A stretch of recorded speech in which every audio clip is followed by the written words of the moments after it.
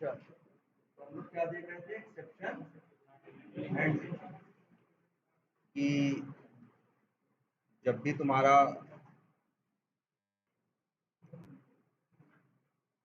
Code चलेगा तो उस टाइम पे कई बार क्या होगा, एक्सेप्शंस आए।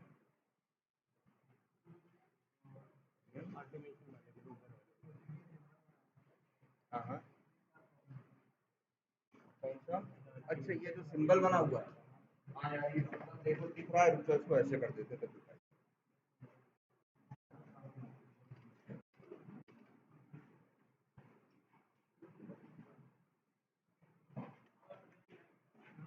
हाँ, ये चीज सब लोग जान लो, हाँ ये जरूरी है जानना।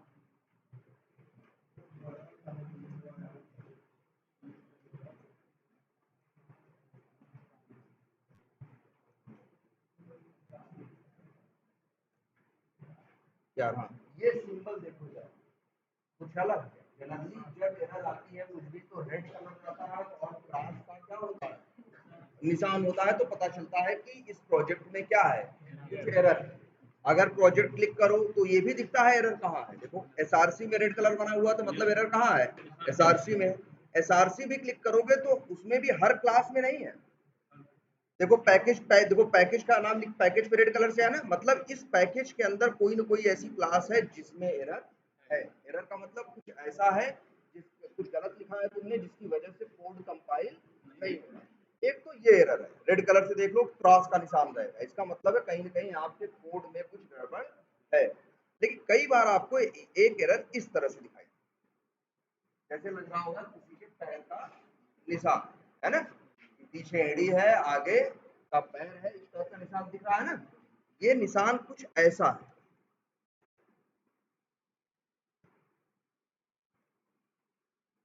इसे बोलते क्या है, ठीक है, एक्सक्लेमेशन मार्क इसे बोलते हैं। ये आ रहा है यहाँ रेड कलर में, जब ये आए तो समझ जाना जो समस्या है वो ये है कि देखो अपने प्रोजेक्ट में तुम लोग को दो चीजें चाहिए होती है। क्या? एक तो चाहिए होता है तुम्हारे प्रोजेक्ट में जावा होना चाहिए। हमारे सिस्टम पे जावा है, याद करो जरा अच्छे से, राइट क्लिक करें प्रोजेक्ट को, राइट क्लिक करते हैं, बिल्ड पाथ में जाते हैं, आप एक ऑप्शन देखते हो क्या, कॉन्फ़िगर बिल्ड पाथ। यहाँ आप पहुंचते हो, आपको बिल्ड पाथ दिखाई देता है। और फिर इसके बाद एक टैब है जिसका नाम होता है क्या, लाइब्रेरीज। ठीक है, यहाँ पे दो चीजें होती है, एक आपकी जेआरई सिस्टम लाइब्रेरी। तुमने देखा है ना, जब हम लोग शुरू शुरू में जावा यूज कर रहे थे तो क्या हम कोई जार डाले थे? नहीं, हमने यूज करना शुरू किया इक्लिप्स और जावा मेरे साथ काम करने लगी। जो शुरू के प्रोग्राम देखे हम शुरू में जो पढ़ाई उसके लिए हमें किसी जार की जरूरत नहीं थी, क्योंकि जब तुम अपने सिस्टम पे जावा इंस्टॉल करते हो, जो जावा सॉफ्टवेयर इंस्टॉल करते हो, तो जावा के साथ बाय डिफॉल्ट अपने आप ढेर सारी जार्स लगी हुई आती है। ये चेक भी करना चाहो तो तुम ये चेक कर सकते हो कहाँ, अगर सी में जाओ,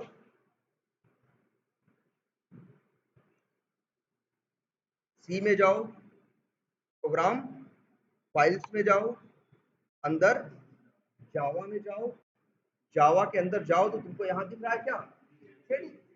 किसी किसी के सिस्टम पे यही साइड में जेडीके भी दिखाई देगा और जेआरई दोनों दिखाई देंगे। ये बताया था ना हमने, जावा के प्रोग्राम को रन करने की जरूरत पड़ती है जेआरई की, और उन्हें डेवलप करने के लिए और कंपाइल करने के लिए जरूरत पड़ती है किसकी, जेडीके की। और ये भी बताया था जेडीके के अंदर जेआरई अपने आप होता है, देखो है इसके अंदर, नहीं दिख रहा है लेकिन होगा अंदर।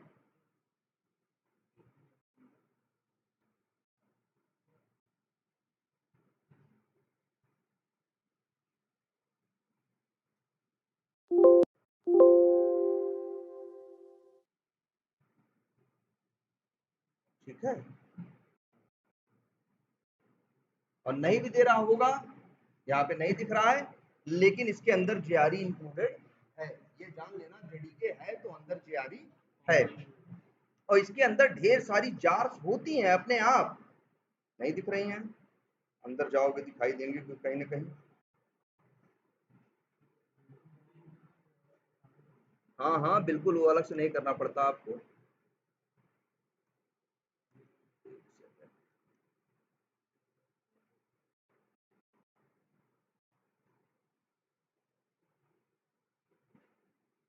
ये देखो एक जार दिख रही है अंदर, तो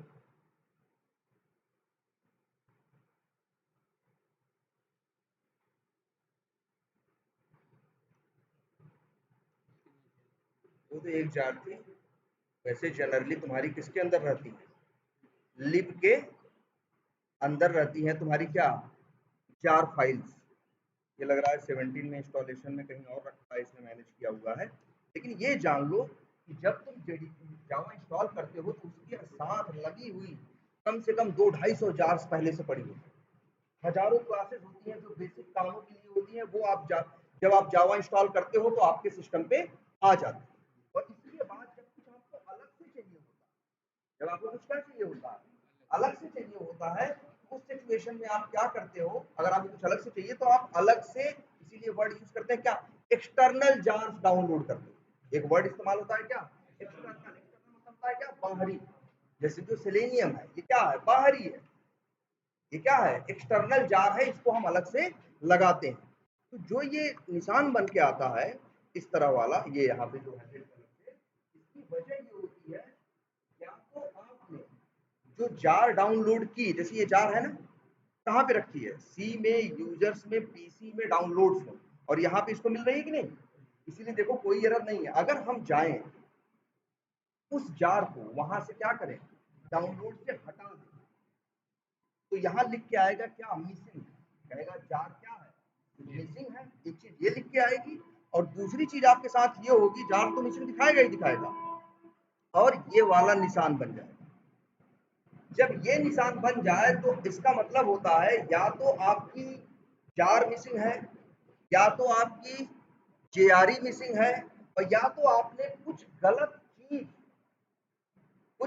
चीज बिल्ड पाथ में ऐड कर दी है। जैसे आपने क्या ऐड किया, डॉट क्लास पाथ, इसको ऐड करने की जरूरत नहीं, इसे रिमूव करो।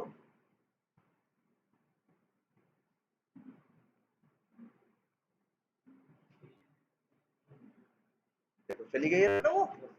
जब भी वो मार्क आ जाए वो वार्निंग है, या तो आपकी कोई जार मिसिंग है, या तो आपकी जेआरई मिसिंग है, या तो आपने कोई गलत चीज क्या कर रखी है, बिल्ड पाथ में ऐड कर रखी है। ऐसा ही कुछ करोगे तभी ये निशान बन के आएगा, जैसा बन के आता। अब ये देखो एरर आ रहा है ना, अब एरर आ रही है इसी वजह से, शायद इस कोड में क्या है, देखो एरर इस वजह से आ रही है। हो सकता है जो जिस क्लास का ये मेथड कॉल कर रहा है, ये मेथड उस क्लास में एग्जिस्ट ना नहीं करता, तभी आ रही है, अदरवाइज क्यों आ रही है? अगर, या तो फिर ऐसा होगा, मेथड वन कैसा वेरिएबल होगा, अब मेथड वन कैसा मेथड होगा, नॉन स्टैटिक, और तुम कॉल किसके थ्रू कर रहे हो, उसे क्लास के थ्रू, भाई नहीं कॉल होगा ना, जबरदस्ती करोगे तो एरर आएगी। ठीक है,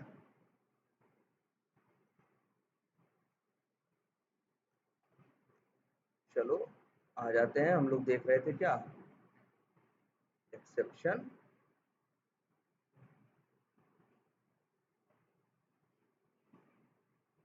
ये स्पेलिंग गलत है इसकी,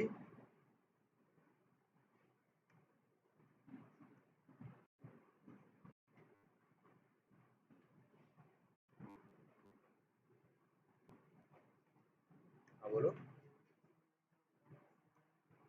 ना ना ना, देखो यहाँ पे देखो ऑटोमेशन कर रहे हो, वो तो बात हो गई, अलग हो गया, वो तो मैनुअल टेस्टिंग से रिलेटेड हो गया कि एरर क्या है, बग क्या है। यहाँ तुम्हें दो चीजें ऑटोमेशन में देखने को मिलेगी, क्या, एरर और एक्सेप्शन। एक चीज क्या होगी, एक्सेप्शन, और एक चीज क्या होगी, एरर। आपने अभी तक जो देखा है वो सारे क्या है, एक्सेप्शन है, वो एरर नहीं है। आगे दिखाएंगे एरर भी आता है। ठीक है, तो एरर को हैंडल करने के लिए कुछ और तरीका अपनाते हैं, एक्सेप्शन को हैंडल करने के लिए कुछ और तरीका। तो अगर अगर कुछ कोड में गलत कर दिया तब तो ये कंपाइलेशन की एरर। एक होती है रन टाइम एरर, कोड आपका कंपाइल हो रहा है लेकिन चलने के टाइम पे क्या आ रही है, एरर भी आ सकती है, और चलने के टाइम एक्सेप्शन भी। आपके टाइम, आपने अभी तक चलने के टाइम की एक्सेप्शन देखी है, एरर नहीं देखी। एरर आपको भी आगे दिखाया जाएगा कि एरर कब आती है और किस तरह से आती है। तो दो चीजें होती हैं, एरर और exception.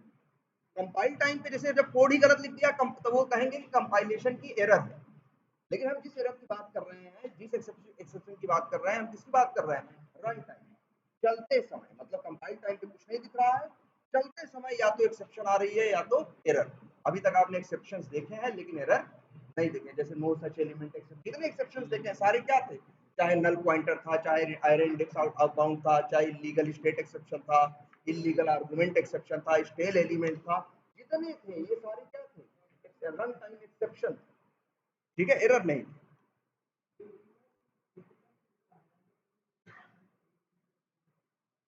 No such element error नहीं होगा, एक्सेप्शन कब आता है? अच्छा, जब तुम वो करते हो मेन मेथड नहीं देते हो तो नो सच एलिमेंट नहीं आता, तो वो नो सच मेथड आ सकता है, या मेन मेथड नहीं देते हो तो इस तरह से आता है कि मेन मेथड नॉट काउंट करके बता। ठीक है, चलो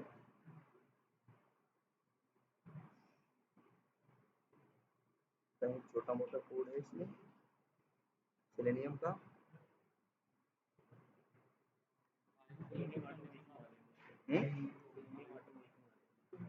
क्या करो,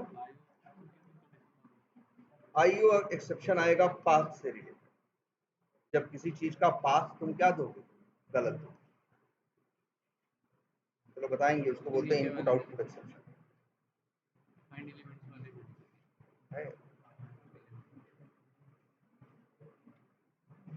चलो अच्छा इसी में देखते हैं।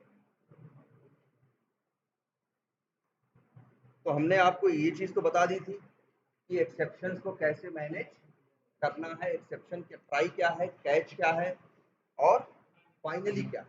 ये तीन चीजें आपको ढंग से बता दी गई थी कि ट्राई कैच फाइनली क्या है।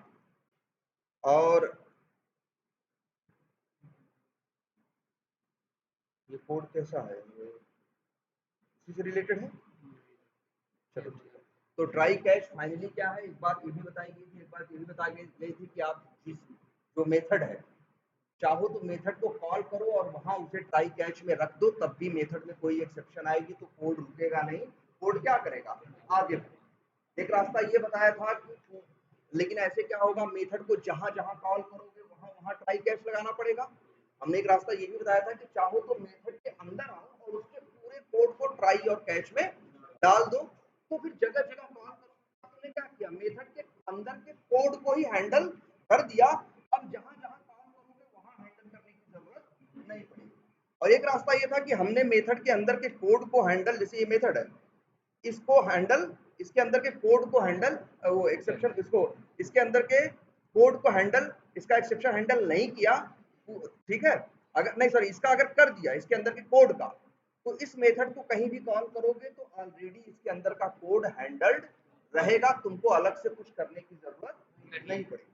ठीक है, ये दो रास्ते तो बताए थे, लेकिन फिर हमने एक बार लास्ट क्लास में हम आए थे, इस चीज पे डिस्कस कर रहे थे कि किसी एक लाइन में मैक्सिमम क्या क्या हो सकता है।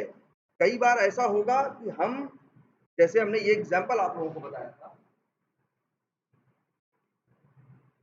ये हमने एग्जांपल आपको बताया था कि आप कोड लिखोगे, कोड को क्या करोगे, चलाओगे, ठीक है, कोड चल रहा है, आपका कोड क्या हो रहा है, चल रहा है, कोई दिक्कत नहीं, लेकिन आप 10 बार चलाते हो तो आप देख रहे हो 6 से 7 बार ये सही से चलता है, 3-4 बार किसी एक पॉइंट या 2 पॉइंट की क्या देता है, एक्सेप्शन देता है, हमेशा नहीं देता, कभी देता है और कभी नहीं देता। अगर हमेशा देता हो तब तो हम उसे क्या करते हैं, भाई वो पहली बार नहीं फेल हो जाएगा, हमको गलत दिखेगा, मेरा कोड आगे चलेगा नहीं तो हम सही करेंगे।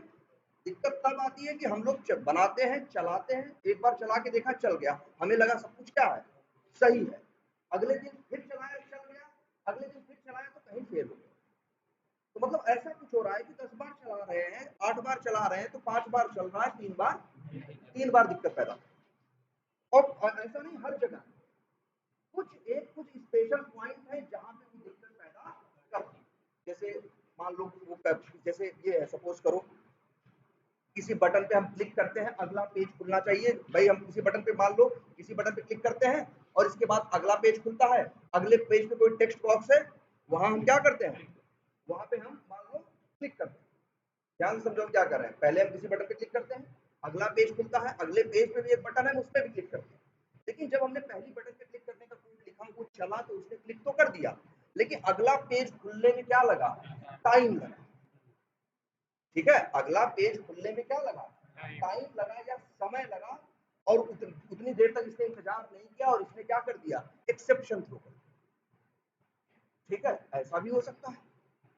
ठीक है, तो क्या अब अच्छा सबसे बड़ी बात ये समझना है एक्सेप्शन कहाँ आएगी, इस पेज पे या अगले पेज पे, अगले नहीं, इस पे नहीं आएगी, इस पे तो इसने क्लिक कर दिया, अगले पे क्लिक करने गया लेकिन अगला पेज खुला नहीं, अगला पेज खुलने में समय लगा या नहीं खुला या कुछ भी हुआ जिसकी वजह से अगला बटन जिस पे काम करना था वो बटन नहीं आई, ये बटन उस बटन को क्या कर रहा था, ये ढूंढ रहा था, कुछ देर बाद इसने क्या कह दिया, no such element exception. Clear है ये बात? तो अब ये देखते हैं, मान लो हमारी यही वो लाइन है जिसमें कई बार चल जाता है और कई बार नहीं चलता। इस लाइन पे तुम कर क्या रहे हो, इस लाइन पे हम ये कर रहे हैं कि कोई एक टेक्स्ट बॉक्स है, प्राइवेट डॉट फाइंड एलिमेंट करके पहले हम उसे क्या कर रहे हैं, सर्च कर रहे हैं, इसके बाद हम उसके ऊपर क्या कर रहे हैं, सेंड कीज कर रहे हैं। अब ये लाइन भी देखें तो एक तरह से दो काम इसमें हो रहे हैं ना, पहला एलिमेंट को ढूंढना और दूसरा एलिमेंट पे क्या करना, क्लिक करना। तो इधर देखो ध्यान से, हम लोग ऐसे कर लेते हैं, वेब एलिमेंट और लिख दिया क्या, we डॉट सेंड कीज। अब दो लाइनें मेरे पास है कि नहीं है,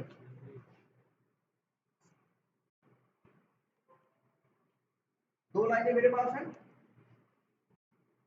ये इन्हीं दो लाइनों, अब यहाँ पे क्या आती है, कभी कभी एक्सेप्शन आती है और कभी कभी एक्सेप्शन नहीं आती, और एक्सेप्शन भी कभी कुछ आ जाती है कभी कुछ। अब वही देखते हैं इस लाइन पे क्या क्या एक्सेप्शन आ सकती है।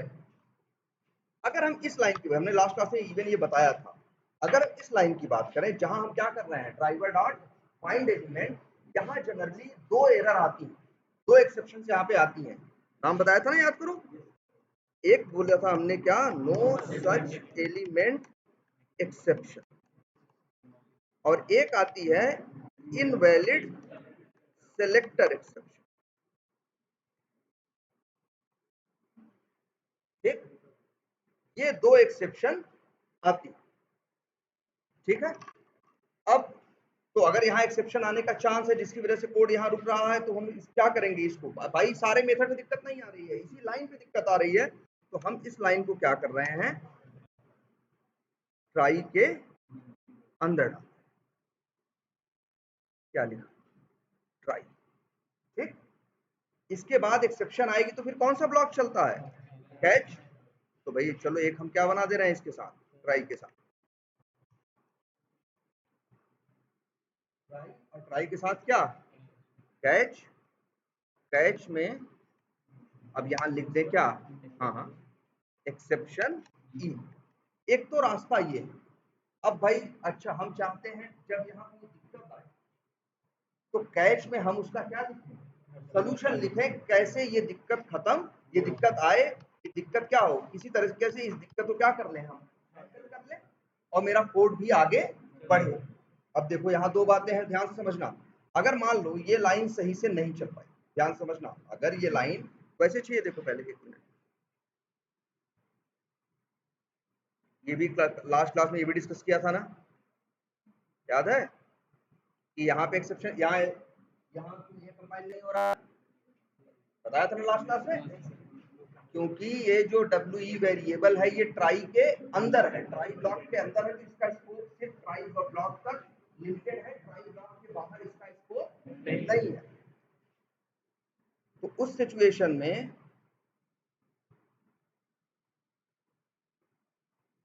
हमने बताया था कि इसे कहाँ रख दो, ऊपर रख दो ट्राई। अब दो भाई एरर दे रहा है, क्यों, क्योंकि एक वेरिएबल को दो बार डिक्लेयर नहीं कर सकते। अब हटा दो, एरर गई, अब भी एरर आ रही है क्योंकि बताया है यहाँ ट्राई कैच है, लाइन नंबर 71 पे ये वेरिएबल लोकल वेरिएबल है, अभी ये इनिशियलाइज नहीं है, सिर्फ डिक्लेयर्ड है, लाइन नंबर 71 ढंग से चलेगी तब इसमें ऑब्जेक्ट आएगा, ये इनिशियलाइज होगा। लेकिन मान लो इस लाइन पे क्या आ गई, एक्सेप्शन, इस लाइन पे क्या आ गई चलते समय, एक्सेप्शन, तो सीधी सी बात, जब एक्सेप्शन आएगी तो ऑब्जेक्ट नहीं बनेगा, और जब ऑब्जेक्ट नहीं बनेगा तो WE पे असाइनमेंट नहीं होगा, तो WE क्या कैसा रह जाएगा, डिक्लेयर्ड रह जाएगा, इनिशियलाइज नहीं हो पाएगा। इसी बात की एरर दे रहा है क्या, इनिशियलाइज वेरिएबल। भाई इनिशियलाइज कब होगा, जब लाइन नंबर 71 ढंग से चलेगी, लेकिन लाइन नंबर 71 पे अगर एक्सेप्शन आ जाएगी तब तो नहीं होगा ना। इसी वजह से हमने एक चीज बताई थी आपको, कोई चीज में अगर उसको इनिशियलाइज करने का इशू है तो उसमें बाय डिफॉल्ट अगर किसी भी क्लास टाइप का वेरिएबल है तो उसमें क्या डाल दो। अब भी देखो, अगर ये लाइन नंबर 71 ढंग से नहीं चली तो डब्ल्यू पे कोई असाइनमेंट नहीं होगा, लेकिन फिर भी उसके ऊपर क्या पड़ा, नल पड़ा, नल रहेगा। भले यहाँ चलेगा तो आएगा क्या, नल पॉइंटर एक्सेप्शन। आई बात समझ में। तो अभी देखते हैं, अभी चलेगा, मान लो लाइन नंबर 71 पे एक्सेप्शन आ गई तो सीधी बात है इस पे असाइनमेंट होगा नहीं, डब्ल्यू पे बाय डिफॉल्ट क्या रह जाएगा, नल। लाइन नंबर 75 पे जब आएगा तब क्या आएगा, नल पॉइंटर एक्सेप्शन, और कोड क्या हो जाएगा, बंद। इतनी बात समझ में आती है। तो हम चाहते हैं कि अगर लाइन नंबर 71 पे कोई दिक्कत आए तो कैच के अंदर हम कुछ सोल्यूशन लिखें, कुछ ऐसा लिखें जिससे एलिमेंट को ये दोबारा ढूंढ ले, दोबारा क्या कर ले, ढूंढ ले। लेकिन देखो यहाँ हमने बताया है कि दो तरह की समस्याएं आने के चांसेस है। एक नो सच एलिमेंट एक्सेप्शन, इसके आने की वजह अलग होती है। एक इनवैलिड सेलेक्टर एक्सेप्शन है, इसके आने की वजह अलग होती है। इसको मैनेज करने का सोल्यूशन क्या होता है, अलग होता है। भाई जब किसी चीज के पैदा होने की वजह अलग है, ठीक है, तो इसको मैनेज करने का भी जो कोड होगा वो क्या होगा, अलग होगा। और अगर ये वजह है तो मैनेज करने का कोड क्या होगा, अलग होगा। जैसे मेरा प्लान है कि अगर नो सच एलिमेंट एक्सेप्शन आए, क्या आए, नो सच एलिमेंट एक्सेप्शन आए, तो हम चाहते हैं कि ये क्या करे। भाई कई बार ऐसा होता है ना, पेज खुलने में टाइम लगता है, तो हम चाहते हैं थ्रेड डॉट स्लिप करें और यहाँ मान लो हम लिखते हैं 20,000, मतलब 20,000 मिली सेकेंड है, मतलब कितना हुआ, 20 सेकेंड। या तो हम ऐसे लिखते हैं और इसके नीचे अंदर लाइन नंबर 73 पे यही लाइन दोबारा कॉपी करके क्या कर देंगे, पेस्ट कर दें। अब क्या होगा, अब आएगा ढूंढेगा, ढूंढ लिया तो अच्छी बात है, तब तो ट्राई चला, सीधे आगे आएगा कहाँ, लाइन नंबर 76 पे। लेकिन अगर मान लो लाइन नंबर किस पे, 71 पे प्रॉब्लम आई तो कहाँ आएगा, कैच में। कैच में आएगा तो 20 सेकंड पहले क्या करेगा, रुकेगा, इसके बाद फिर दोबारा ढूंढेगा। तब तक तुम्हारा पेज मोस्ट प्रोबेबली है कि लोड हो चुका होगा और ये चीज मिल जाएगी। डब्ल्यू जो है जिसमें नल पड़ा है वो इनिशियलाइज हो जाएगा और आगे का कोड काम करेगा, ठीक है। लेकिन लेकिन एक्सेप्शन तो एक और है ना, ये तो हम जो बता रहे हैं सोल्यूशन 2 लाइन का लिखे हैं, ये तो कब हेल्प करेगा, नो सच एलिमेंट एक्सेप्शन के दौरान, जब तुम्हारा पेज खुलने में क्या लगेगा, टाइम लगेगा। जब तुम्हारा पेज खुलने में क्या लगेगा, टाइम लगेगा, उसके लिए ये सोल्यूशन है। क्लियर है बात। लेकिन समस्या अभी एक और भी है, समस्या एक और भी है कि एक एक्सेप्शन ये भी आ सकता है, इनवैलिड सेलेक्टर एक्सेप्शन। इसका सोल्यूशन क्या लिखें, इसका सोल्यूशन हम मान लो लिखते हैं। इसका सोल्यूशन हम लोग मान लो, हमें ये जानते हो कब आता है, जब तुमने अपने एक्स पाथ का जो फॉर्मेट है वही क्या लिखा होता है, गलत लिखा होता है। जैसे सिंटैक्स गलत है, जैसे नहीं लगाया, स्क्वायर ब्रैकेट नहीं, मतलब ऐसी गलती कर दी कि ये भाई ढूंढने जा, जब ड्राइवर डॉट फाइंड एलिमेंट चलता है तो इस इंफॉर्मेशन को लेके ढूंढने जाता है, लेकिन जब ये देखता है कि इस इंफॉर्मेशन में जो सिंटैक्स है वही गलत लिखा है तो क्या जाके ढूंढे, वो पहले ही मना कर देता है, बोलता है क्या, इनवैलिड सेलेक्टर एक्सेप्शन के मतलब जो सेलेक्टर जो एक्स पाथ जो दिया है तुमने, उसका सिंटैक्स ही तुमने क्या दिया है, गलत दिया है, हम क्या ढूंढे इसको ले जाकर। तो चलो मान लो ये एक्सेप्शन आती है तो हम एक्स पाथ न यूज करके कहते हैं क्या यूज करें, बाई डॉट आईडी। अब बताओ, अब दोनों प्रॉब्लम का सलूशन हमने लिख दिया कि नहीं लिख दिया, लेकिन बताओ क्या दोनों प्रॉब्लम साथ में आएंगी, प्रॉब्लम कोई एक ही आएगी। मान लो तुम 2 लाइन लिख भी दो, यहां ध्यान से देखो, मान लो यहां तुम 2 लाइन लिख भी दो और यहाँ पे ऐसा कुछ गलत सही लिख दो, अब ये चलेगा, ऐसे लिख दो। अब इस लाइन में लाइन नंबर 72 पे क्या आएगा, इनवैलिड, क्योंकि हमने एक्स पाथ का सिंटैक्स ही क्या लिख दिया है, गलत। लेकिन अगर चला लाइन नंबर 71 पे एक्सेप्शन आई तो 72 पे थोड़ी जाता है वो, ये हमने आपको बताया है ना, ट्राई की जिस लाइन पे दिक्कत आती है वहीं से जंप करता है सीधे कहां, कैच में। तो अगर पहली बात तो ऐसा हो नहीं सकता कि ट्राई में 2 एक्सेप्शन आए, क्योंकि ट्राई में जैसे ही पहली एक्सेप्शन आएगी वो ट्राई छोड़ के कहाँ कूदेगा, कैच में। तो दूसरा एक्सेप्शन आएगा कब? तो दो एक्सेप्शन तो आ ही नहीं सकते। तो आप और दो सोल्यूशन आप लिख कैसे सकते हो? प्रॉब्लम कोई एक आएगी ना। और प्रॉब्लम एक आई, आपके सोल्यूशन दो चल रहे हैं, एक सोल्यूशन तो काम का है, दूसरा किस लिए है? बोलिए, ये बात समझ में आ रही कि नहीं आपको? भाई प्रॉब्लम कभी दो प्रॉब्लम नहीं आ सकती ट्राई के अंदर। पहली प्रॉब्लम से ही ट्राई को छोड़ के कहाँ भागेगा, कैच में। ठीक है, तो कैच के अंदर आप दो प्रॉब्लम्स का सलूशन नहीं लिख सकते। ठीक है, तो अगर आपके पास इस लाइन, लेकिन हाँ, जबकि ये बात है, एक लाइन पे दो तरह की एक्सेप्शन आने के चांसेस हैं, आ सकते हैं। ये हम नहीं कह सकते कि भैया नो सच एलिमेंट ही आएगा कि इनवैलिड सेलेक्टर ही आएगा। आने को दोनों में से इस लाइन पे कोई भी आ सकता। प्रॉब्लम दो आ सकते हैं इस लाइन पे, तो उनके सोल्यूशन भी कितने होंगे, दो। लेकिन दोनों सोल्यूशन को आप एक जगह नहीं लिख सकते। इसीलिए कंसेप्ट दिया गया कि एक ट्राई के साथ मल्टीपल कैच ब्लॉक हो सकते हैं। ऐसा नहीं है कि ट्राई के साथ सिर्फ कैच और फाइनली होंगे। एक ट्राई के साथ आप चाहो तो 10 कैच बना सकते हो। एक ट्राई के साथ 10 कैच बना सकते हो। इसकी कोई लिमिट नहीं है कि एक ट्राई के साथ कितने कैच होंगे। इसीलिए कहा जाता है एक ट्राई के साथ मल्टीपल कैच पॉसिबल हैं। और वही इसका सॉल्यूशन छुपा हुआ। अब बताओ यहाँ क्या एक्सेप्शन आएगी? या तो नो सच एलिमेंट एक्सेप्शन। तो यहाँ पे जो अभी तक सिर्फ एक्सेप्शन एक्सेप्शन लिखते आए ना, ऐसा जरूरी नहीं है कि सिर्फ एक्सेप्शन ही लिखोगे। तुमको दुनिया भर के एक्सेप्शन पढ़ाई गई है ना, no such element, stale element, दुनिया 72 एक्सेप्शन बताई गई है कि नहीं बताई गई? तो याद रखो, यहाँ किसी भी एक्सेप्शन का नाम लिख सकते हो। बताओ ये कोड कब चलाना चाहते हो? भाई जब नो सच एलिमेंट आए तभी तो चाहते हो कि हम वेट करें और फिर से ढूंढें। तो यहाँ पे एक्सेप्शन के बजाय लिख दो नो सच एलिमेंट एक्सेप्शन। ऐसे ऐसे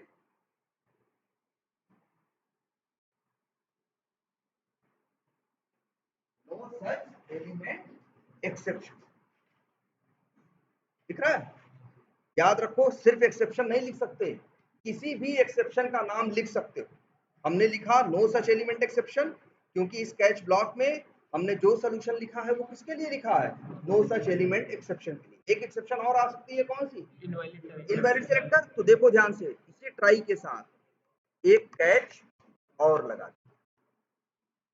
और इसका नाम रख दिए इनवैलिड सेलेक्टर एक्सेप्शन। और अच्छा, कई बार ये लगेगा सर आपने ये क्या है, ये जो नाम देते हैं सर, आपने नाम ई इसको भी दिया, नाम ई इसको भी दिया, एरर क्यों नहीं दे रहा? एक ही वेरिएबल। भाई देखो, ई ऑब्जेक्ट का टाइप है और ये उसका क्या है, ये ई क्या है, वेरिएबल का नाम है, और ये उसका क्या है, टाइप है। तो एक ही चीज को हम दो बार डिक्लेयर कर रहे हैं, लेकिन ध्यान से देखो, ये अलग कैच ब्लॉक है और ये अलग है। तो अलग अलग ब्लॉक्स में सेम नेम के वेरिएबल डिक्लेयर किए जा सकते हैं। एक ही ब्लॉक में सेम नेम के नहीं डिक्लेयर कर सकते। जैसे ऐसा नहीं कर सकते थे कि ये ट्राई कैच के अंदर एक और ट्राई कैच, जैसे कैच के अंदर एक और ट्राई कैच लगाऊं और यहां इसका नाम क्या रखो,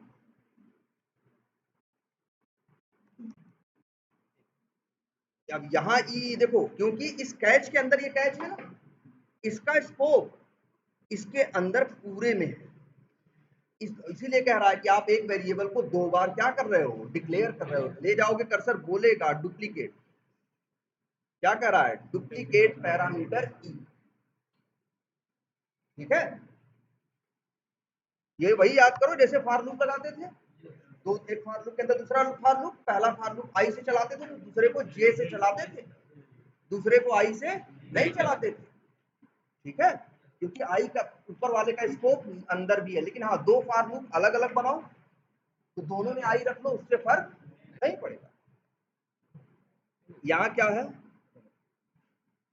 इनवैलिड क्या है, सेलेक्टर एक्सेप्शन।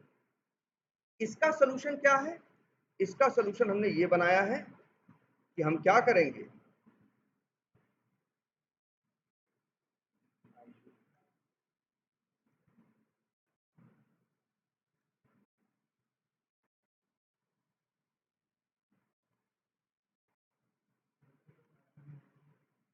नहीं होगी तो जो होगा वो लगाओ, अगर लगाने लायक है कुछ भी, नहीं कुछ है, कुछ नहीं समझ में आ रहा है तुम्हारे तो मैसेज डालो और नहीं हैंडल होगा, क्या करें दो, उसे क्या दिक्कत होगी, कोड तुम लिख रहे हो, कोड कंपाइल हो रहा है, उसे क्या गलत सही होगा वो तुम्हारी जिम्मेदारी है। ये इसका काम तो सिर्फ ये चेक करना है कि तुमने लिखते समय नियमों का सही पालन किया है कि नहीं। अगर नियमों का पालन करके तुमने गलत चीज लिखी है तो गलत चीज, सही चीज लिखी है तो सही, तुम्हारी गलती के लिए ये जिम्मेदार नहीं है। कितना कोड समझ में आ रहा है?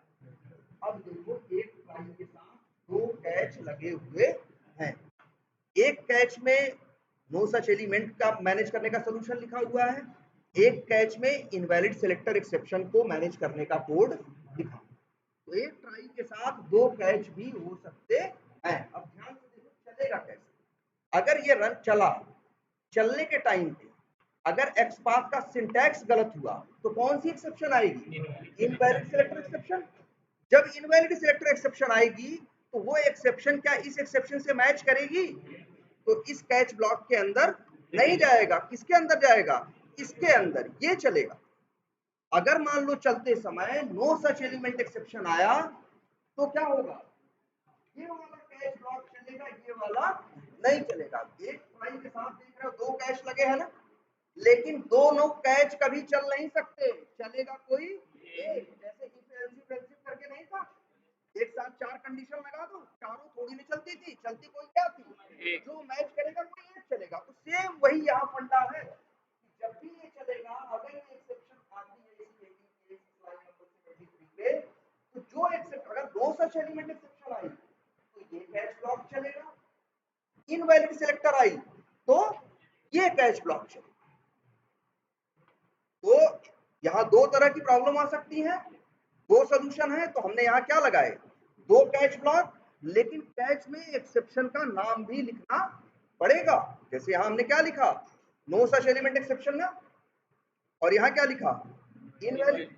अगर ये चला, नो सच एलिमेंट आया तो ये कैच चलेगा, और इनवैलिड सिलेक्टर आया तो ये कैच चलेगा, चलेगा कोई एक ही कैच। आई बात समझ में?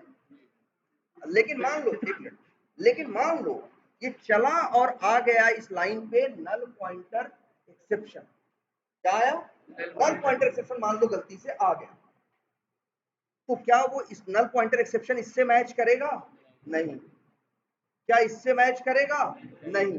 तो दोनों कैच से मैच नहीं करेगा ना, तो ये एक्सेप्शन हैंडल नहीं हो पाएगा, और ये यहीं पे इसे क्या कर देगा, स्टॉप कर देगा, बंद कर देगा। याद रखना, ट्राई के बाद कैच चल के आगे कोड तभी पड़ता है जब ट्राई में दिक्कत आए और उसको उस दिक्कत से मिलता जुलता उसे कोई क्या मिल जाए, कैच मिल जाए। बिना कैच में गए कोड हैंडल नहीं होता।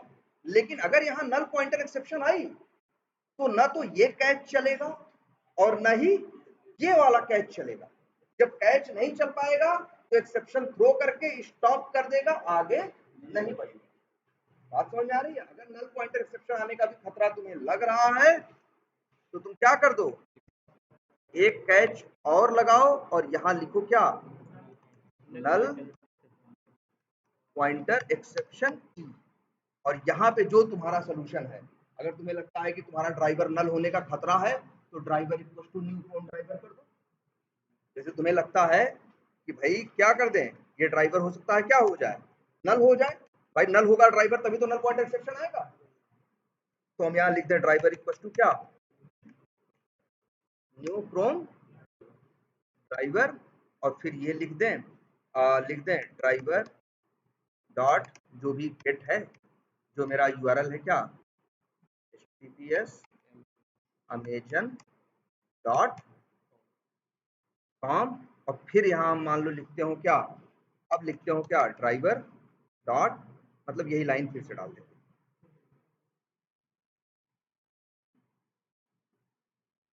अब देखो एक ट्राई के साथ कितने कैच लगे हैं, 3। जैसी समस्या आएगी, जैसा ट्राई में एक्सेप्शन आएगा वैसा कैच ब्लॉक इससे मैच करेगा, और जैसा कैच ब्लॉक मैच करेगा वही कैच ब्लॉक चलेगा। दूसरा कभी भी याद रखना, कभी भी 2 कैच ब्लॉक चल नहीं सकते, चलेगा कोई एक की प्रॉब्लम दो, यहाँ प्रॉब्लम 3 आ सकती है लेकिन 3 नहीं आ जाएंगी, आएगी तो कोई एक ही। जैसे ही पहले आएगी वो पहली आएगी प्रॉब्लम, वो छोड़ के कहाँ भागेगा, कैच में। और किस कैच में वो मैच करेगा, जो एक्सेप्शन आएगी उससे कौन सा कैच ब्लॉक मैच कर रहा है, जो कैच ब्लॉक मैच करेगा उसके अंदर कोड जाएगा। मान लो ये एक्सेप्शन आ जाए, array index out of bound exception, तो वो इन तीनों से मैच करेगी, नहीं मैच करेगी और कोड क्या हो जाएगा, बंद हो। तो मल्टीपल कैच का मतलब समझ में आया, ये कंसेप्ट बहुत जरूरी है, क्योंकि पहली बात तो कई बार ट्राई के अंदर हम एक नहीं, ट्राई के अंदर हम 10 लाइनें लिखते हैं, ट्राई के अंदर हम क्या करते हैं, कई बार 10 लाइनें लिखते हैं, तो 10 तरह की दिक्कतें आने की क्या होती हैं, संभावनाएं होती हैं। और यहाँ तो तुम देख रहे हो एक ही लाइन में भी 4 तरह की गलतियां होने की संभावना होती है। जैसे इसी लाइन में देखो प्रोसेस एलिमेंट भी आ सकता है, इनवैलिड सेलेक्टर भी आ सकता है, नल पॉइंटर भी आ सकता है। इसीलिए इन लोगों ने ये कंसेप्ट दिया कि एक ट्राई के साथ आप मल्टीपल कैच बना सकते हो, और वही कैच चलेगा जो एक्सेप्शन आएगी। जैसी एक्सेप्शन यहाँ आएगी उससे मैच करने वाला कैच ब्लॉक ही चलेगा और कैच ब्लॉक चलेंगे नहीं। क्लियर है इतनी बात, बोलो कोई कंफ्यूजन। ये क्यों मल्टीपल कैच दिए ये पता है ना, क्योंकि भाई समस्याएं अलग अलग तरह की आ सकती हैं, और उन समस्याओं जब समस्याएं अलग अलग हैं तो उनके सोल्यूशन भी क्या होंगे, अलग अलग। अब क्या करें, अगर सिंटैक्स भी गलत हो तब बताओ नो सच एलिमेंट कब मिलता है, जब जाके वो ढूंढता है नहीं मिलता है तब। और इनवैलिड सेलेक्टर कब आता है, जैसे ही पढ़ता है गलत दिखता है तो पहले तो क्या आएगा, इनवैलिड सेलेक्टर ही आएगा। नो सच एलिमेंट पहले कैसे, नो सच एलिमेंट तो तब आता है जब वो उसको लगता है कि एक्सपाथ का सिंटैक्स सही है, अब इसके सहारे ढूंढा जा सकता है। अब जैसे तुम ही हो, हम तुमको कहें कि भैया तुम्हें कुछ किसी को ढूंढना है, अब ढूंढना है तो तुमने कहा भैया टार्च दो, तुमने क्या दिया, तुमने कहा टार्च दो। अब एक तो ये हो सकता है, अब मान लो जो टार्च दी उसमें बैटरी ही नहीं, तो ढूंढ, अब तुम थोड़ी ना ढूंढोगे, थोड़ी ना दबा दबा, अब क्या दबाओगे उससे जब उसमें बैटरी ही नहीं है, तो एक्सेप्शन तो पहले ही आ गई ना कि भैया इसमें नो बैटरी फाउंड, ढूंढने की तो नौबत ही नहीं आई। अब ये नहीं कहोगे ढूंढने वाली एरर आई, अब क्या कहोगे बैटरी नहीं है, ये दिक्कत।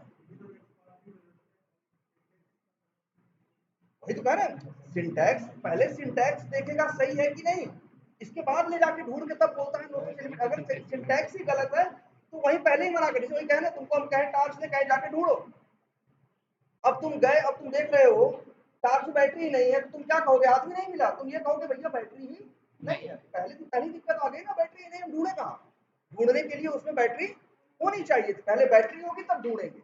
अब सिंटैक्स सही होगा तब जाके ढूंढेगा, अगर सिंटैक्स गलत है तो पहले ही बोल देगा क्या, invalid selector exception no such element की तो बात ही नहीं आएगी।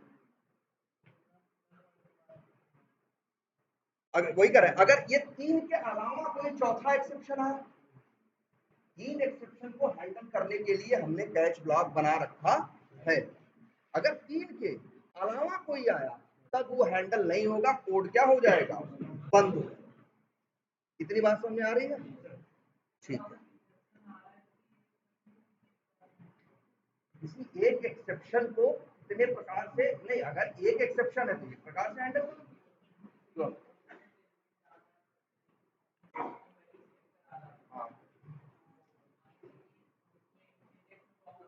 हाँ हाँ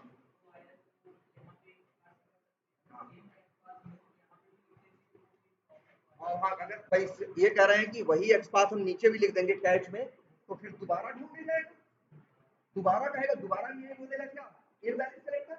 और तुमको बताया क्या है, ट्राई के अंदर दिक्कत आती है तो कैच में आता है, कैच में दिक्कत आती है तो बंद हो जाता है, हैंडल होगा ही नहीं। और अगर तब भी हैंडल करना है तो बताया था कैच के अंदर ट्राई कैच का, कैच के अंदर ट्राई कैच का।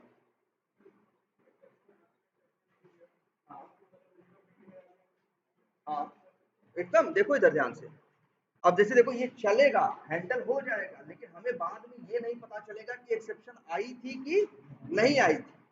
मान लो नो सच एलिमेंट आया, तो इसमें आया थ्रेड डॉट स्लीप 20 सेकंड रुका, आके ढूंढा लेकिन आगे चलोगे तुमको जब कोड कंसोल देखोगे तुमको कुछ दिखाई नहीं देगा कि क्या हुआ और क्या नहीं हुआ। इसी वजह से ध्यान से देखो,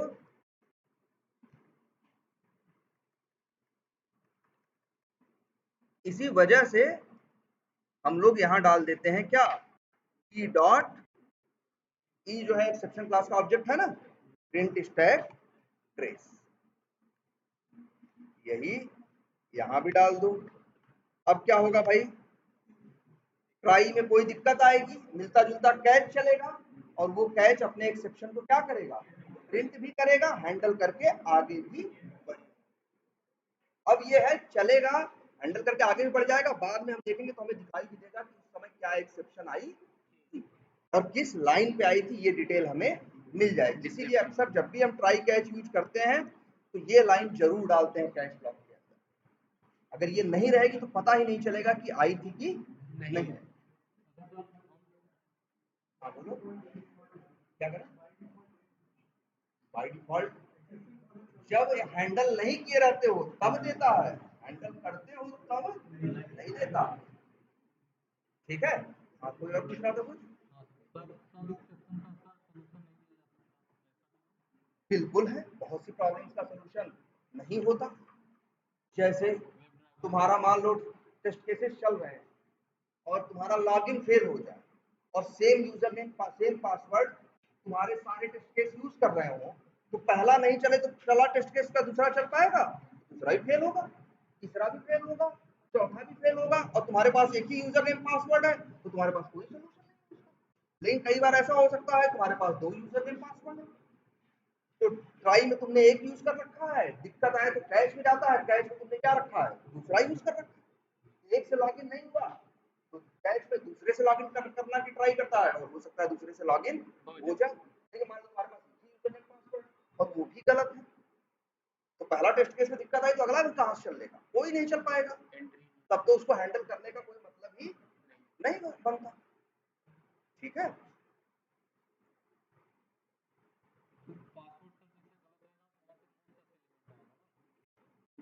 पासवर्ड गलत रहेगा तो नहीं आएगा। पास देखो, वो तो अपना यूजर नेम डाला, पासवर्ड डाला, लॉगिन बटन पे क्लिक किया, नो सच एलिमेंट ना यूजर नेम पे आएगा, ना पासवर्ड पे आएगा, ना लॉगिन बटन पे आएगा। यूजर ने नो सच एलिमेंट एक्सेप्शन आएगा कहाँ, होम पेज पे आएगा।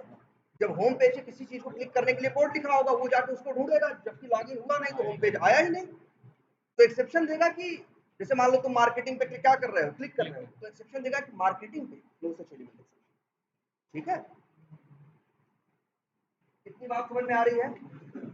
एक ट्राई के साथ आप मल्टीपल कैच लगा सकते।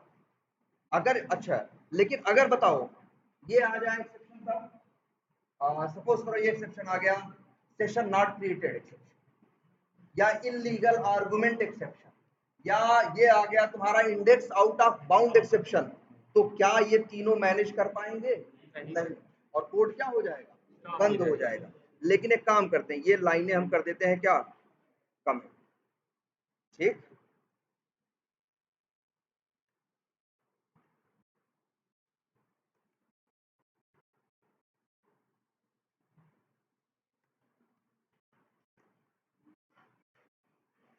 ये लाइन थी। अब यहाँ एक्सेप्शन आएगी कौन सी, मान लो 4 एक्सेप्शन आ सकती है, no such element, element not, no such element आ सकती है, प्लस इसके बाद सेशन नॉट क्रिएटेड आ सकती है, नल पॉइंटर आ सकती है 3, और इनवैलिड सिलेक्टर आ सकती है 4। लेकिन हमने कहा, हमने सिर्फ क्या लगाया, एक ही कैच ब्लॉक लगाया, क्या लगाया है, तो हम एक ही सोल्यूशन लिख सकते हैं। लेकिन एक बात सबसे अच्छी ध्यान से सुनना, कोई भी एक्सेप्शन आए इसमें, चाहे कोई आ जाए, मतलब 4 के अलावा 5वां 6वां 7वां मान लो ये एक्सेप्शन आ जाए, मान लो एक्सेप्शन आ जाए क्या, अरे यहाँ स्टेल आ जाए ना, स्टेल वैसे नहीं आएगी यहाँ पे, जैसे मान लो आ जाए क्या, नल पॉइंटर एक्सेप्शन, तो भी ये कैच में जाएगा। इनवैलिड सिलेक्टर आ जाए तब भी ये कैच में जाएगा। कोई भी दुनिया की कोई भी एक्सेप्शन आए ये कैच में जाएगा। पहले हम क्या बता रहे थे, हम कह रहे थे अभी इसके पहले कि ट्राई में जब कोई दिक्कत आएगी, ध्यान से सुनना इस बात को, ट्राई में कोई दिक्कत आएगी तो ट्राई जो दिक्कत आएगी, जो एक्सेप्शन आएगी, उससे मैच करने वाला एक्सेप्शन, उससे मैच करने वाला जो कैच है वो चलेगा, जो मैच कर रहा है वो चलेगा। और लेकिन अगर कोई मैच करने वाला नहीं है तो क्या कर देगा, स्टॉप कर देगा। लेकिन ये जो कैच ब्लॉक है जिसके अंदर तुम किसका यूज करते हो, एक्सेप्शन का, ध्यान से देना, यहाँ यूज कर रहे हो क्या, नो सच एलिमेंट एक्सेप्शन, यहाँ यूज कर रहे हो इनवैलिड, यहाँ यूज कर रहे हो क्या, नल पॉइंटर। ये तीनों कैच, ये कैच नो सच एलिमेंट को हैंडल कर सकता है, ये कैच इनवैलिड कैरेक्टर को हैंडल कर सकता है, ये कैच नल पॉइंटर को हैंडल कर सकता है। लेकिन ये कैच दुनिया के किसी भी एक्सेप्शन को, जावा के किसी भी एक्सेप्शन को हैंडल कर सकता है। कोई भी आ जाए, स्टेल एलिमेंट आए, जितने एक्सेप्शन का नाम सुने उनमें से कोई भी आए, इसके बाद कैच चलेगा और आगे कोड रुकेगा नहीं, कोड आगे बढ़ेगा। इसकी पावर समझ रहे हो? एक्सेप्शन यहाँ लिख रहा है, ये अकेला एक कैच ब्लॉक है, ये दुनिया के इस लाइन में आने वाले किसी भी एक्सेप्शन को हैंडल कर सकता है। जबकि ये एक्सेप्शन जो थे ये वही हैंडल कर सकते थे अगर इनसे मैच करने वाला एक्सेप्शन आता तो। लेकिन इस कैच ब्लॉक की एक प्रॉब्लम छोटी सी है कि कैच ब्लॉक एक है तो सोल्यूशन क्या लिख पाओगे, जबकि तुम्हें लगता है कि प्रॉब्लम कितनी तरह की आ सकती है, 4। लेकिन मान लो तुम्हें ऐसा लगता है कि कोई भी एक्सेप्शन आए, हमें कुछ नहीं करना है, बस हमें क्या कर देना है, उसे प्रिंट करा के हाँ आगे बढ़ जाए, तो बेस्ट सोल्यूशन है ये, अकेला यूज करना।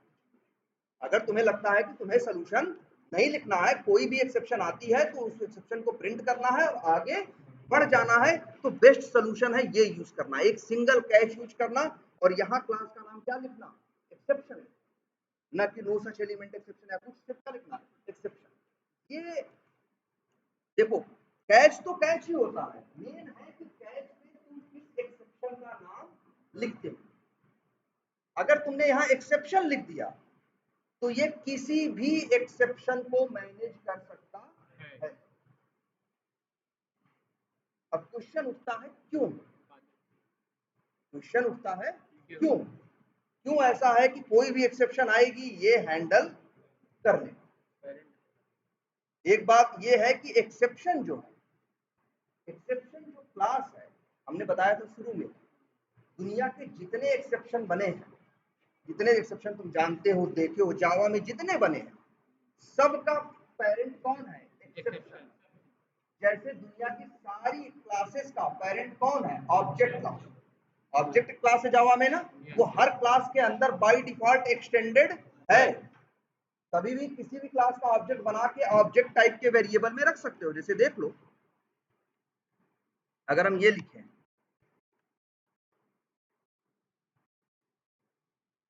एरर आ रही है, जबकि डब्ल्यू ना, ये किसका ऑब्जेक्ट है, वेब एलिमेंट का ना, रख रहे हैं किसमें, ऑब्जेक्ट में रख ले रहा है ना, क्योंकि ऑब्जेक्ट सबका पेरेंट है। ऑब्जेक्ट क्या है, यूनिवर्सल पेरेंट है और हर क्लास का क्या है, पेरेंट है। तो नियम तो है ही, किसी भी क्लास का ऑब्जेक्ट उसके पेरेंट में रखा जा सकता है। तो भैया ऑब्जेक्ट तो सबका पेरेंट है, तो ऑब्जेक्ट में कोई भी रखा जा सकता है। इतनी बात समझ में आती है। ऐसे ही जितने एक्सेप्शंस हैं, नो सच एलिमेंट हो, नल पॉइंटर हो, कितने जो भी हैं, सबका पेरेंट कौन है, एक्सेप्शन। एक्सेप्शन क्लास जो है वो सबका क्या है, पेरेंट। एक बात, अच्छा एक छोटी सी चीज और दिखाते हैं।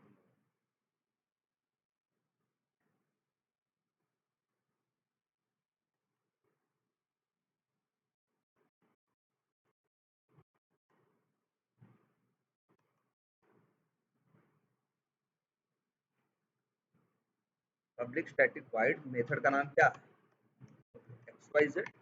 मान लो ये मेथड आर्गुमेंट में मांगता है ऑब्जेक्ट किसका,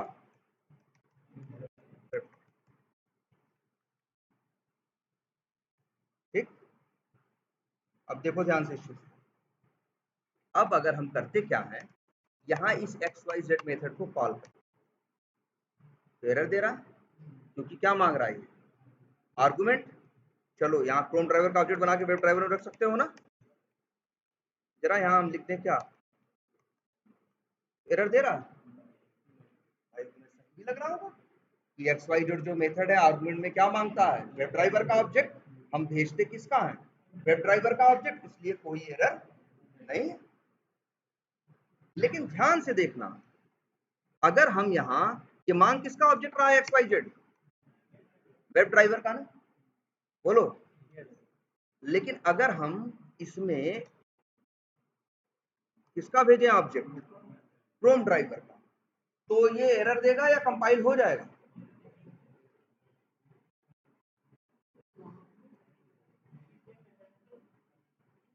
एरर आई, एरर आई नहीं आई ना? ध्यान समझ में आ रही है? एक छोटी सी बात ध्यान से देखो, ये ऑब्जेक्ट किसका मांग रहा है, XYZ किसका ऑब्जेक्ट मांगता है, वेब ड्राइवर। हम भेज किसका रहे हैं, क्रोम ड्राइवर का चाइल्ड, जो कि वेब ड्राइवर का क्या है, चाइल्ड है। तो देखो एरर नहीं आ रही है, कंपाइल हो जा रहा है। रीजन सिंपल सा है, XYZ तुमसे मांगेगा मेथड, XYZ किसका ऑब्जेक्ट मांग रहा है, वेब ड्राइवर का।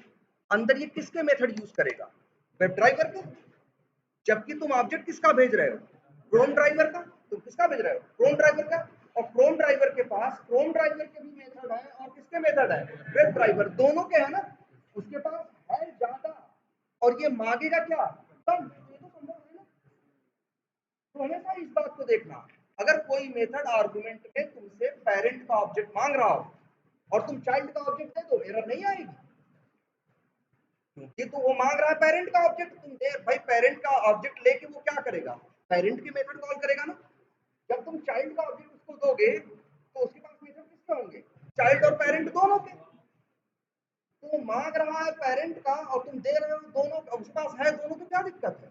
लेकिन यही उल्टा करके देखो, अगर यहां तुम क्या करो और यहां लिख दो क्या, वेब ड्राइवर, अब देखो एरर देगा, क्या देगा, एरर देगा। क्यों, क्योंकि ये मांग रहा है पेरेंट चाइल्ड का और तुम दे रहे हो किसका, पेरेंट का। चाइल्ड है ना ये, ड्राइवर किस टाइप का है, यहाँ पे देखो चाइल्ड टाइप का है ना। तो ये मेथड किसके कॉल कर सकता है, चाइल्ड और पेरेंट दोनों के। लेकिन जो देने वाला है उसके पास मेथड सिर्फ किसका है, पेरेंट। तो ये कैसे संभव है, मेथड है कम, कॉल करोगे ज्यादा। अगर ज्यादा अवेलेबल है तो कम काम कॉल करने की संभावना बनती है, लेकिन कम अवेलेबल है तो ज्यादा कैसे कॉल। भाई मेरे पास 10 चीज है, तुम 5 मांग लो तो दे देंगे, 7 मांग लो दे देंगे, 9 10 मांग लो दे देंगे। लेकिन चीज है 10, हम मांगोगे 12 तो हम कहाँ से ले आएंगे, जब है ही नहीं तो भाई नहीं दे सकते, तो एरर आनी पक्की है। आई बात समझ में ये। सेम वैसे ही इसको अब समझने की कोशिश करो।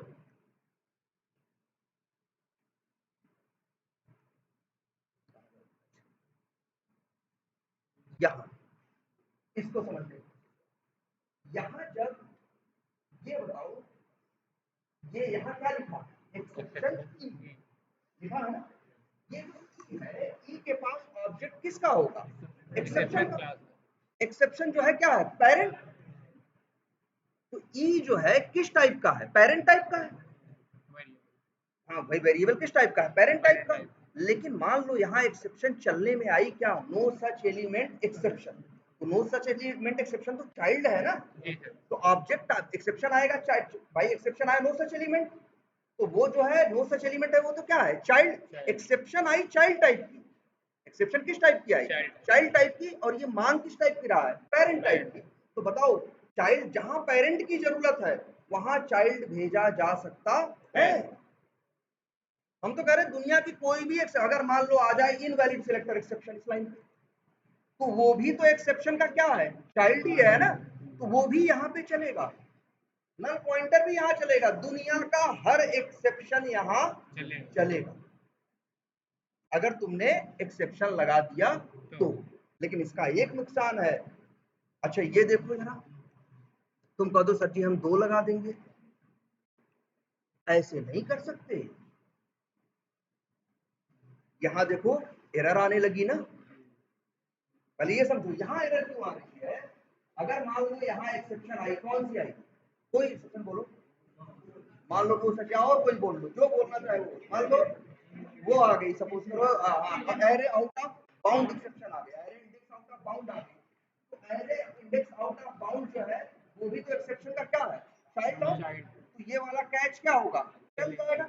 ये वाला कब चलेगा, इसीलिए कर्सर ले जाओ यहाँ, बोल बड़ी स्पेशल चीज बोलेगा, क्या कह रहा है, रिमूव कैच क्लॉज, और ये देखो क्या लिख रहा है, तो नहीं दिख रहा है,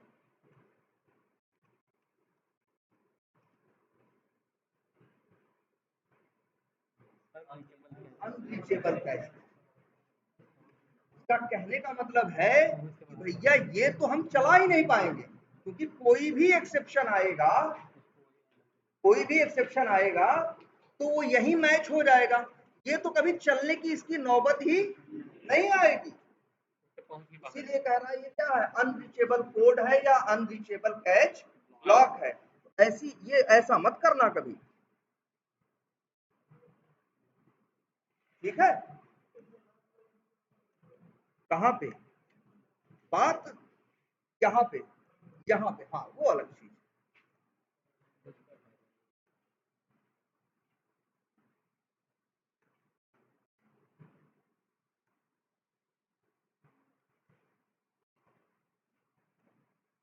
जरा ये देखो,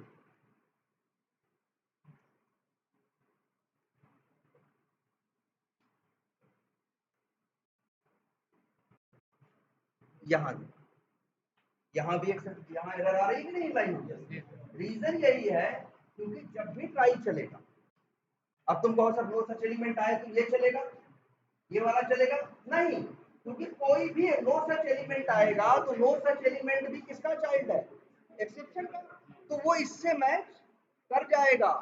याद रखना, अगर किसी कैच ब्लॉक में वो मांग रहा है एक्सेप्शन पेरेंट का और आ जाएगा चाइल्ड का, वो कहेगा कोई बात नहीं, तो चलेगा कौन, ये वाला। जब ये चल जाएगा तो ये लोग कब तो कभी चल ही नहीं पाएंगे नीचे वाले, यहाँ तक कभी पहुंचेगा ही नहीं। इसीलिए ध्यान से देखो इस चीज को,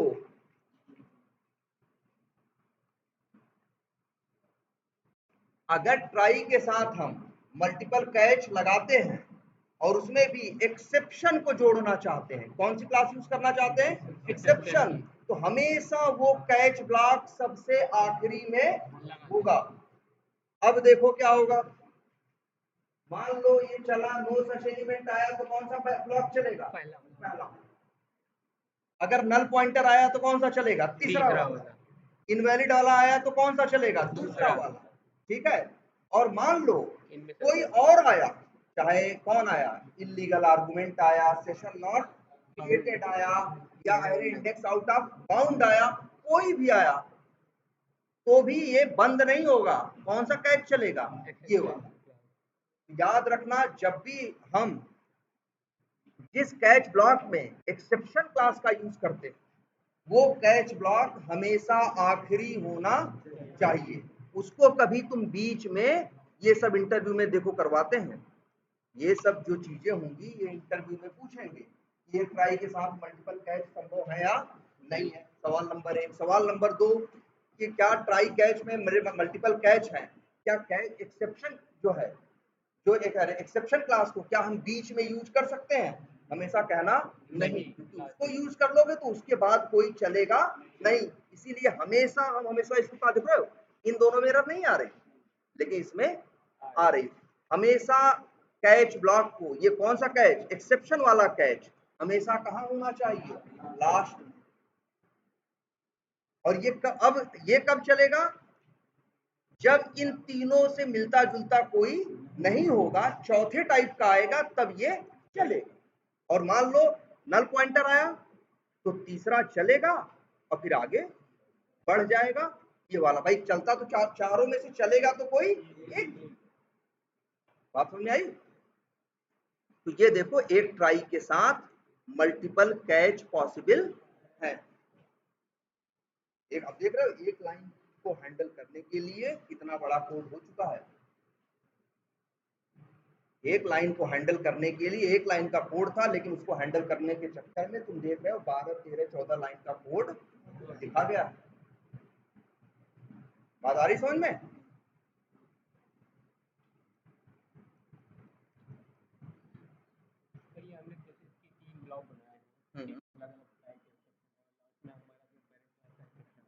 हाँ हाँ, दोनों कहाँ से आएंगे?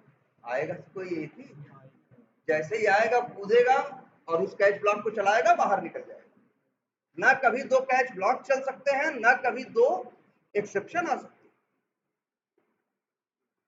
कि जैसे ही एक दिक्कत आएगी भागेगा कैच में, जो कैच उससे मैच करेगा उसको चलाएगा। और मान लो कोई ये तीनों कैच नहीं मैच किए, तो ये आखिरी वाले से तो हर कोई मैच करता ही करता है, तो ये आखिरी वाला चलेगा, कोड हैंडल होगा और आगे बढ़ेगा। अब ये सिचुएशन है कि कोड आपका रुकेगा नहीं, इन तीनों से मिलता जुलता रहा तब भी नहीं रुकेगा, इनसे मिलता जुलता नहीं है तो उसको मैनेज करने के लिए कौन बैठा है? ये बैठा हुआ।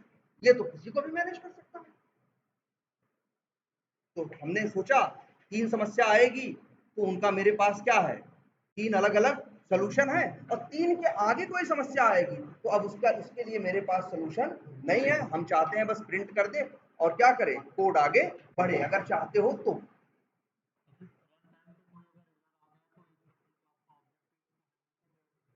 एकदम आ करेगा। रन टाइम पे लेकिन किस लाइन पे? इस लाइन पे कोई भी दिक्कत आएगी, कोई भी दिक्कत आएगी, हैंडल होगा। या तो ये तीनों हैंडल कर देंगे, और ये तीनों हैंडल नहीं कर पाए तो जो नीचे बैठा है वो यूनिवर्सल है, वो किसी को भी हैंडल कर सकता है, इन तीनों को भी हैंडल कर सकता है। अगर ये तीनों भी हटा दिए जाए तो वो अकेले इन तीनों को क्या, वो सबको हैंडल कर सकता है। लेकिन दिक्कत तब क्या हो जाएगी, एक ही कैच ब्लॉक रहेगा, तो हम सोल्यूशन कितने लिख पाएंगे? एक। हम लोग इसीलिए जब भी ट्राई कैच यूज करते हैं तो अक्सर ऐसे ही यूज करते हैं, ट्राई यूज करेंगे, जो एक्सेप्शन आने वाले हैं उनका नाम लिख के उनको हैंडल करने की, उनका सोल्यूशन लिखने की कोशिश करेंगे, और अंतिम में डाल देंगे किसको, एक्सेप्शन। ये जब किसी से नहीं कुछ हो पाएगा तो ये अंतिम में संभालेंगे। आई बात समझ में? और याद रखना, ये एक्सेप्शन वाला जो कैच है हमेशा कहाँ होगा, लास्ट। ये बात नहीं भूलनी, ठीक है? और चलेगा कोई एक ही कैच, और लास्ट में एक चीज तो जोड़ ही सकते हो, क्या? फाइनल, फाइनली तो होता है ना। और याद है एक बात और हमने बताई थी, बिना कैच का भी ट्राई संभव है, लेकिन फाइनली उसके साथ होगा। ट्राई या तो ट्राई और फाइनली रहे तब संभव है, या तो ट्राई और कैच रहे तब संभव है, लेकिन ऐसा नहीं हो सकता कि बिना कैच का बिना फाइनली का ट्राई संभव नहीं है। और हाँ, एक ट्राई के साथ आप दो फाइनली नहीं लगा सकते, एक ट्राई के साथ कितने फाइनली होंगे, एक। लेकिन कैच कितने हो सकते हैं, कितने? ठीक है, तो ये बात समझ में आई? भले ये एक लाइन थी, लेकिन एक लाइन के लिए इतना ड्रामा करना पड़ेगा, पड़ सकता है। क्लियर है ये बात? तो ये क्या हो गया तुम्हारा, ट्राई और कैच।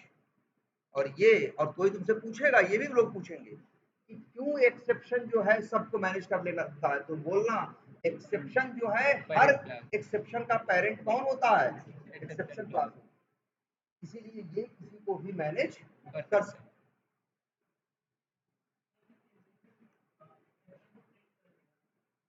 हाँ बिल्कुल, प्रिंट करेगा वहां, यहाँ पे भी देखो प्रिंट भी करेगा, कुछ आगे दो तीन लाइन तुमने काम भी करवाया है इससे। यहाँ से क्या करवाया, प्रिंट कराया, लेकिन हाँ कोड रुकेगा नहीं, कोड आगे बढ़ेगा। देखो ये चीज हमने बड़े ध्यान से बताई थी तुम लोगों भी, कब कोड बढ़ता है आगे और कब कोड रुकता है।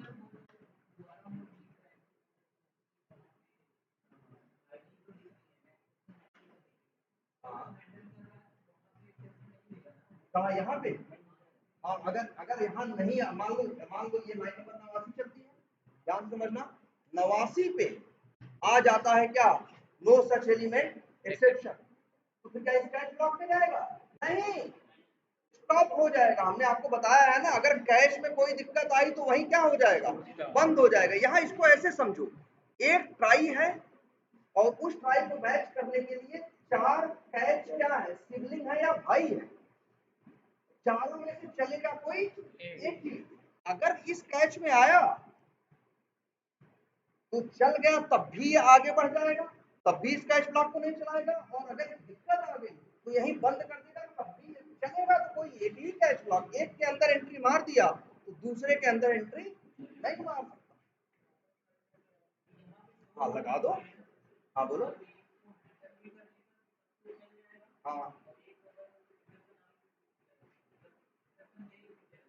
कौन, ये वाला, ऊपर वाला, ये देखो क्या होगा, ये अगर मान लो यहाँ 12 पॉइंटर आता है तो यहाँ आएगा, ठीक है, ये मैच किया इसके अंदर आएगा, पहली लाइन चलाएगा तो सेक्शन को नल पॉइंटर को क्या करेगा, प्रिंट करेगा, प्रिंट करने के बाद यहाँ ये वाली लाइन चलाएगा, ये सही से चल गई कोई बात नहीं, ये सही से चल गया कोई बात नहीं, अगर ये चलने में प्रॉब्लम आएगी तो यही क्या हो जाएगा, बंद हो जाएगा। देखो ट्राई को मैनेज करने के लिए कैच है, ट्राई में प्रॉब्लम आएगी तो उसको संभालने के लिए कौन है, कैच है, लेकिन कैच में प्रॉब्लम आएगी तो उसको संभालने के लिए कोई नहीं है, तब तो क्या सोल्यूशन क्या होगा, सिर्फ बंद ही होगा, उसके अलावा और कुछ भी नहीं होगा। अब ये अलग बात है, तुमको यहाँ भी खतरा लग रहा है, इस कोड को भी कहाँ डाल दो, ट्राई कैच के अंदर, कैच के अंदर भी ट्राई कैच, इसके अंदर ही नहीं होता, या फॉर लूप के अंदर लूप होते हैं उनके अंदर कंडीशन होती है, वैसे ही होता है ट्राई के अंदर ट्राई कैच हो सकता है, या कैच के अंदर भी ट्राई कैच हो सकता है।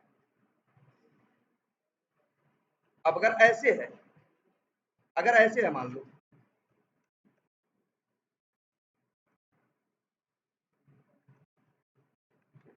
यार इसकी तो सब लोग ढंग से क्या बना लो, एक नोट्स बना लो, इसकी जरूर बना लो, इसका नाम जैसे ई नहीं तो E1 रख दो। अब ऐसे कर दो, अब क्या होगा, मान लो यहाँ इसमें आया, इसमें दिक्कत आई, फिर ये चलाए, इसमें दिक्कत आई, तो इसको कौन संभालेगा, ये वाला कैच, फिर कोड आगे बढ़ेगा रुकेगा नहीं, क्योंकि उसकी जो एरर थी वो हैंडल हो गया, उसकी एक्सेप्शन जो थी वो हैंडल हो गई। क्लियर है? अब ट्राई, ट्राई के साथ क्या हो सकते हैं, मल्टीपल कैच,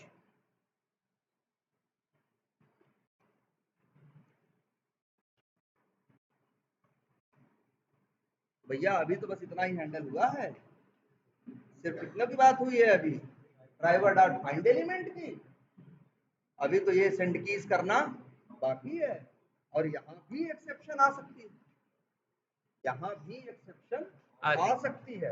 अब यहाँ देखते हैं कौन कौन सी एक्सेप्शन आ सकती है।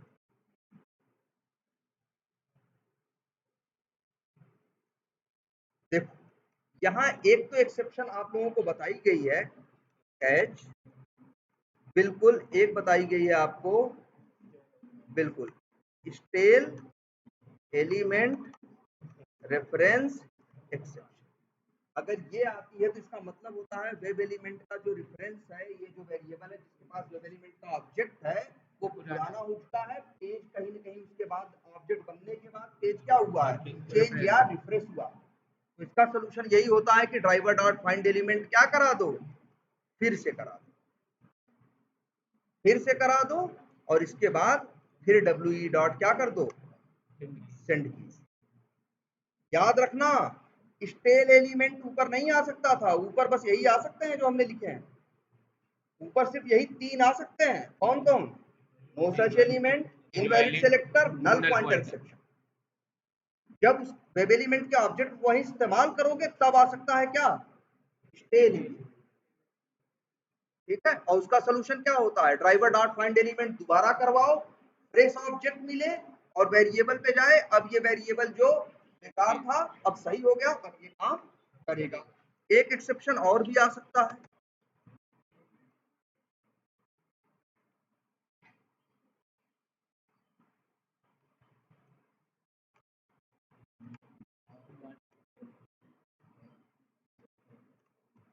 एलिमेंट नॉट इंटरेक्टेबल एक्सेप्शन, हम देख रहे हो ना, ये आएगा, ये भी आता है कई बार, ये भी आता है, तो इसको हैंडल करने का भी कोई ना कोई सोल्यूशन होना चाहिए। तो इसके लिए तरीका जो है वो हम बताएंगे आपको, छोटा सा कोड होता है, जावा, जावा नहीं बात कर रहे हैं, ये जावा स्क्रिप्ट है, जावा प्रोग्रामिंग लैंग्वेज अलग है, जावा एक स्क्रिप्टिंग लैंग्वेज अलग है, उस लैंग्वेज का इस्तेमाल करके इसका सोल्यूशन लिखा जाता है।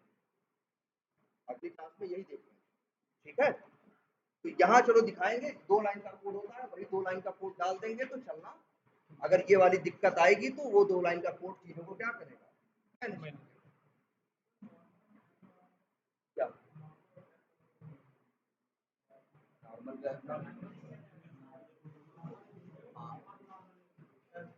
क्या?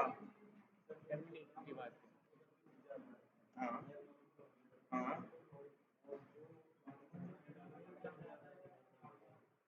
अगर जो भाई वो एबनॉर्मल कब होगा? जब तुम्हारा क्या होगा, दो दो केस, या तो ट्राई के बाद वो कैच ब्लॉक ही नहीं बना है, जो उसको जो एक्सेप्शन आई है उससे मिलता जुलता कोई कैच नहीं है, तो हैंडल नहीं हुआ, तब क्या हो गया एबनॉर्मल। या कैच मिला उसे लेकिन कैच में ही दिक्कत आ गई, तब भी क्या होगा एबनॉर्मल होगा, तब क्या होगा बंद हो जाए। नॉर्मल का मतलब है कि हैंडल मतलब हो के आगे बढ़ जाए। एबनॉर्मल हो गया, वैसे हम तो पहली बार नाम सुन रहे हैं, बिल्कुल सर बताएंगे तो मेरे हिसाब से है यही कि मतलब अगर सही से चले पूरी तरीके से तो वो नॉर्मल है, अगर बीच में कहीं ब्रेक हो जाए तो क्या है एबनॉर्मल। ठीक है, ये जावास्क्रिप्ट वाला तरीका भी बताएंगे, ये बात समझ में आई। तो अगर स्टेल एलिमेंट आएगी तो इस तरह से करना, याद रखना जब सेंड कीज करोगे क्लिक करोगे कभी भी वेब एलिमेंट का यूज करोगे तब स्टेल एलिमेंट आ सकता है। और ये भी आ सकता है कौन सा, एलिमेंट नॉट इंटरैक्टेबल। एक और भी है,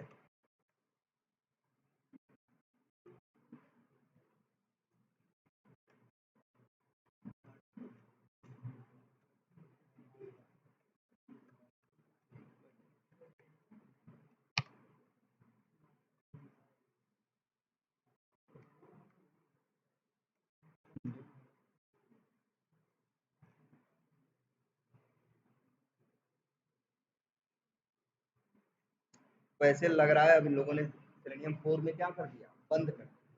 वैसे पहले तक क्या था जानते हो, पहले ये वाली एक्सेप्शन नहीं आती थी, हम लोग जब पहले इस्तेमाल करते थे तब एलिमेंट नॉट इंटरेक्टेबल नहीं आता था, तब लोग चलाते थे क्या, एलिमेंट नॉट विजिबल एक्सेप्शन।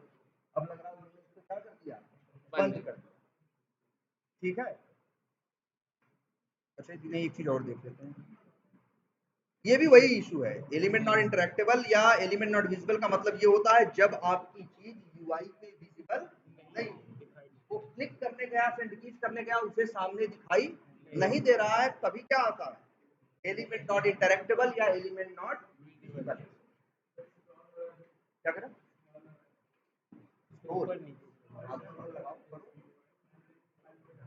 जरूरी नहीं, जैसे मान लो कोई चीज, जैसे कई बार क्या है कोई चीज ऐसी है पेज में है, वैसे तो सेलेनियम को देखो नीचे की कोई चीज है यहाँ पे, वो अपने आप स्क्रॉल स्क्रॉल कर लेता है, खुद ही काम कर लेता है, लेकिन मान लो कई बार कोई चीज नीचे है और सेलेनियम कहाँ है, ऊपर है, जनरली तो वो स्क्रॉल कर लेता है, लेकिन 2-3% केस ऐसे बनते हैं जहां वो नीचे वालों को स्क्रॉल नहीं कर पाता, तब भी वो देता है क्या, एलिमेंट नॉट इंटरेक्टेबल।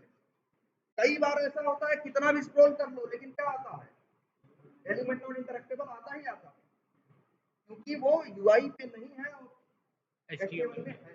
कई बार ये भी होता है एचटीएमएल में है, यूआई पे भी तुम्हारी आंख के सामने दिख रहा है, लेकिन सेलेनियम चल रहा तो कर रहा है क्या, एलिमेंट नॉट इंटरेक्टेबल, क्योंकि सेलेनियम अपने जिस क्राइटेरिया के सहारे ये चेक करता है कि ये यूआई पे है या नहीं है, वो क्राइटेरिया उस सेलेनियम वाला क्या हो जाता है, फेल हो जाता है, तो कहता है भैया क्या, एलिमेंट नॉट इंटरेक्टेबल।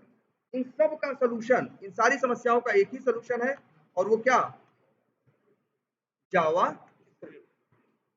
इसको इससे मतलब नहीं होता कि कोई चीज सामने है कि पीछे है, सामने रहेगा तो भी काम करेगा, पीछे रहेगा तो भी काम करेगा, जबकि सेलेनियम का क्या रूल है, सामने रहेगा तो काम करेगा, हिडन रहेगा छुपा हुआ रहेगा तो काम नहीं करेगा, लेकिन इसके लिए नियम नहीं करता, इसको है कि भैया सामने रहेगा हम तब भी काम करेंगे और पीछे छुपा रहेगा तब भी हम काम करेंगे, तो इसी को हम लोग यूज करते हैं। क्या हो गया, तो एक स्टेल एलिमेंट हो गया, एलिमेंट नॉट इंटरेक्टेबल हो गया, और एक और आता है